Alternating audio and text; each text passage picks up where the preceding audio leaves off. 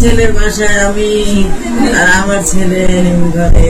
আমি চোখ বন্ধ করে দেখতে পাচ্ছি যে আমার ছেলে যাচ্ছে। মানুষের জীবনের সবচেয়ে অদ্ভুত অনুভূতিগুলির একটি হলো মায়া।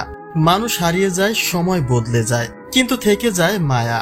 আর সেই মায়ার বাঁধনে পড়েছেন পাইলট তৌকির ইসলামের স্ত্রী নিঝুম ও তার শ্বশুর শাশুড়ি।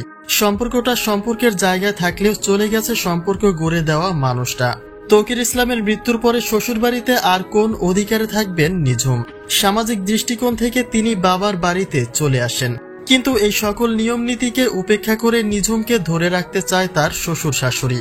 শুধু খাওয়া পড়াই নয়, তারা চায় নিঝুমের সারা জীবনের দায়িত্ব নিতে।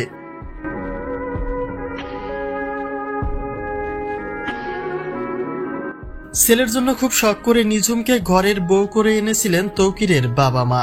নিঝুমকে তারা শুধু ঘরের বউ নয়, দেখেছিলেন মেয়ের মতোই।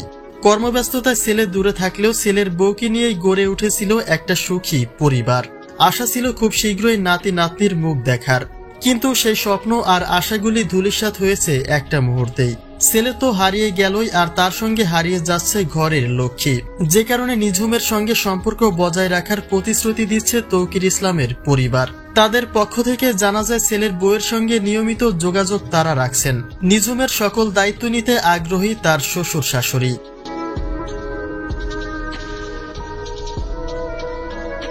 পাইলট তৌকির ইসলামের ছিল খুব ছোট্ট একটা পরিবার।